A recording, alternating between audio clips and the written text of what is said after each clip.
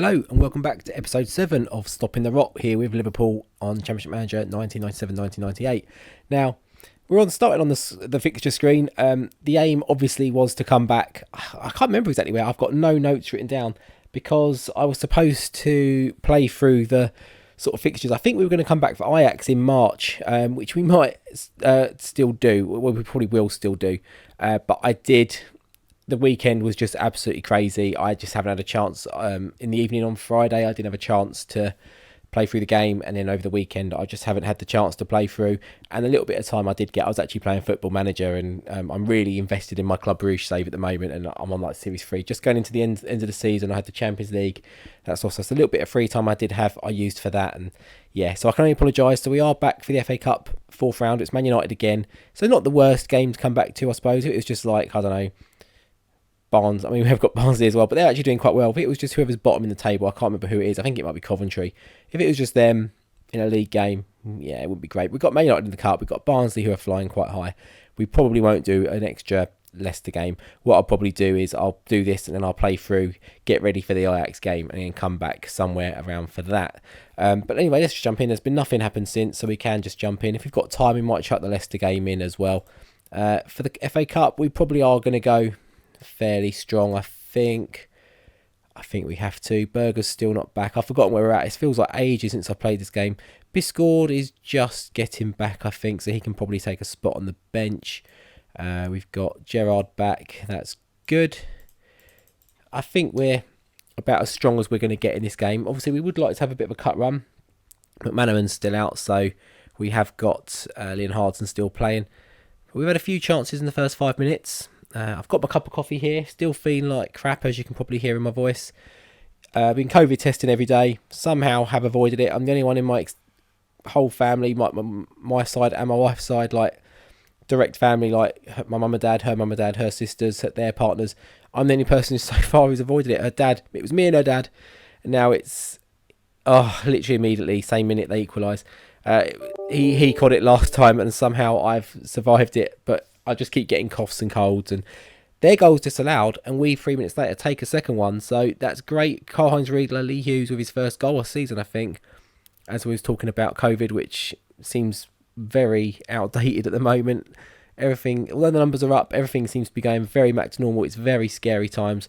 I mean, generally not, but when you've got a daughter who's got extra health concerns and stuff like that, it is a bit worrying. You know, you don't want to do certain things, can't go certain places because, you know, a lot of people are good, a lot of people are nice, but there's a lot of people who aren't. And like, yeah, I mean, we were up in London a few months ago and we were out there the next day, and unfortunately we happened to get caught amongst a big, it was the doctors and nurses when they were protesting the, protesting about having to be sacked, which I don't agree with. It was a tricky one, but they were protesting about, you know, losing their jobs if they weren't vaccinated.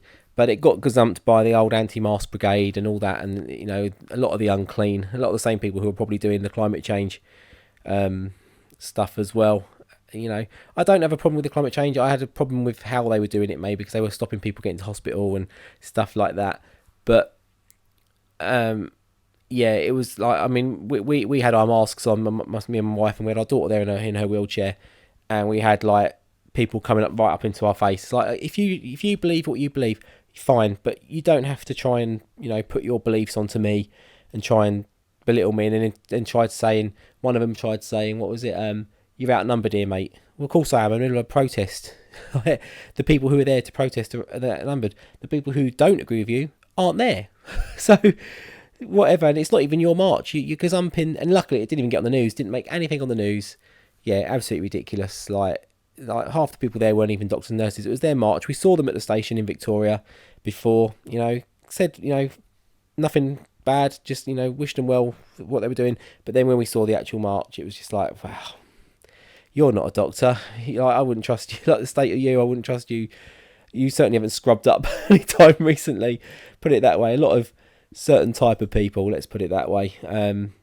Not a brain cell amongst half of them, to be honest. I've got no problem with people who want to argue it, but it's the people who are most vocal aren't necessarily the most educated on certain matters. You know, I don't believe everything I read, but I believe certain things. I invest in certain time in certain, learning certain things, and I make my beliefs off the back of that. If I don't have the time to, or have the resource to look in something or know what I'm reading, I don't then go and try and make an opinion on it and put that vocally out there. That's just absolutely ridiculous. But anyway, we're through. FA Cup, we've somehow beaten Man United. I've gone off on a real tangent there about COVID and coronavirus, which when the world's going back to normal seems pointless. But yeah, long story short, didn't get COVID, feel like shit, moving on. Anyway, next game, we're going to press done. We'll be back in a second. Okay, we're back on 31st January. There's a bit of a longer break in between the games than I thought there, which I don't know why. But there was some stuff that happened at the end of last episode that I forgot about completely. And we had a couple of bids in for some players, primarily because players on our shortlist were being bid for. But let's just have a look at the latest transfers. So you will see straight away we're on there. But if we go to... So Montella's gone from Sampdoria to Lazio, okay. Bilardo's gone from Barcelona to Real Madrid. Big move you don't expect. Torricelli to Milan, okay. Nikiforov to Bilbao. Didier Deschamps from Juventus to Inter Milan. We signed Rui Costa. It was an attacking midfielder. I think Atletico Madrid and someone else coming for him. We made a move. We signed him for 9 million. He's already worth less. That's brilliant. We also did have a bid in for Bakayoko because Espanyol went for him. We've not pursued that. And Sol Campbell went to Real Madrid for 10 million as well. Now, the other one that's happened, it's not showing for some reason, but Abel Xavier has gone to Las Palmas. So I think, why is it not on there? I don't know why it's not on there. I think if we were interested in signing him, he probably would have a big club release clause. He does. So he's still there as an option if we wanted to get him at centre-back, obviously trying to sign some of those ex-Liverpool players. But we've got another one on the go, but it's Gooley. We are going to withdraw from that offer, I think. We don't need another one that can't play in the Champions League just yet. We've got Barnsley now, so I think we're going to straight in the deep end. We're going to chuck Rui Costa in. Berger's still not quite back. In fact, Murphy. Leon Hardson can go for Biscord, actually. Murphy can go for Rui Costa. And Leon Hardson can go on the bench. And other than that, I think we're back to strength. I might have missed someone in the defence there that might be back, or I think Matteo come back, but he's still not fit either. But I'm just going to slurp on my coffee just as we play Barnsley. We didn't miss too much. A sip of coffee there. There's Watson's keeping them in the game so far. We've had a couple of chances. Nothing too dramatic. And we've scored a goal. It's either Riedler or Rui Costa. I'm pretty sure it was an R. Going to be made to look silly now when it's Owen, but it was an R. It was Riedler. Back in amongst the goals, and he's got another man behind him now who's just going to create absolute mayhem with Rui Costa. We've got some good attacking midfield talent now. We do maybe at some point need to strengthen in other places, but we've got next season for that. We'll have a bit more money come in. Hopefully we can have a good European run in the UEFA Cup and win the Premier League. The prize money's not huge. I should have maybe looked at it in the editor and maybe made it a bit more fair, reflective, because you can go on and win the title now and you don't really get reward and you can't really build on it, whereas Man United, their board just pump silly money in even if they don't win it. And we're struggling to get the second goal. A lot of rebounds, but we do finally get 164 minutes. We're in that yellow kit from 1997-98. Quite a nice kit. That was Carlsberg one, I think, wasn't it? I do remember that kit, primarily because I had a few friends growing up. I mean, what would I have been, 16 now? But 15, 97, and I do remember I had a few friends still. Drifted apart since, not for football reasons or anything, just as you do when you're younger. Different group of friends. You go off to college, go off to uni, that sort of stuff. You make different friends. A lot of the ones I grew up with, like on the estate and stuff like that.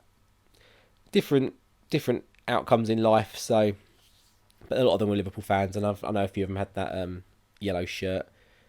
I was still rocking probably the blue one with the lightning stripes for it for Arsenal. Absolutely fantastic kit. As Riedler gets a hat-trick, Steven Gerrard gets his goal. He's having a fantastic season. And I wouldn't be surprised if he's in the England setup before too long. Bit ahead of schedule compared to real life. Barnsley signed Ed Hill on a free transfer. He's a good right-back, left-back if you can get him on a free.